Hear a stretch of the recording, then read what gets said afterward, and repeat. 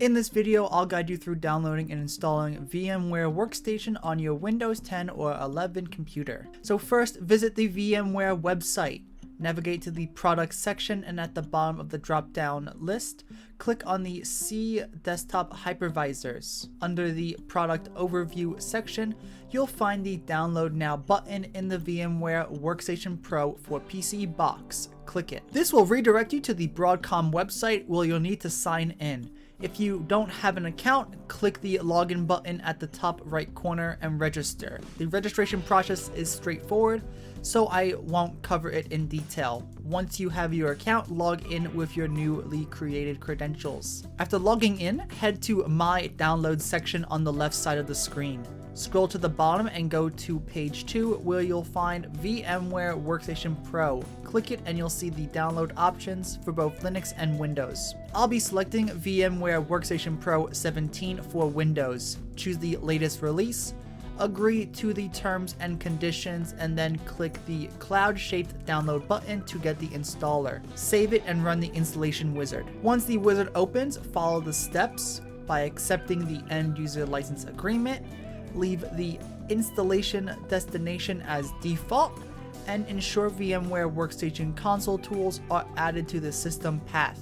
You can keep the user experience settings and shortcuts as default, and then you can click install. When the installation finishes, you can launch VMware Workstation from the desktop shortcut.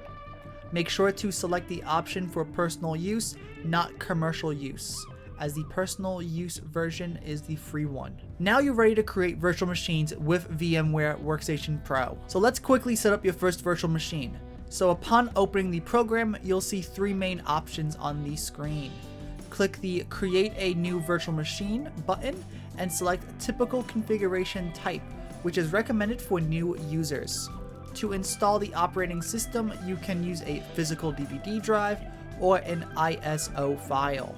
Click the ISO option and click Browse to select your preferred operating system's ISO file. Next, set up the full name, username, and password for your Linux machine.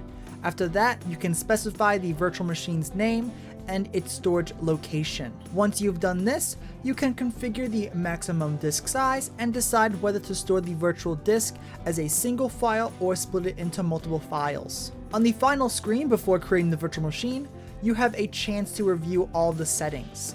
Once everything looks good, proceed to create the virtual machine. Now that the virtual machine is ready, power it on and follow the operating system installation steps. And there you have it. You've successfully installed VMware Workstation Pro and created your first virtual machine.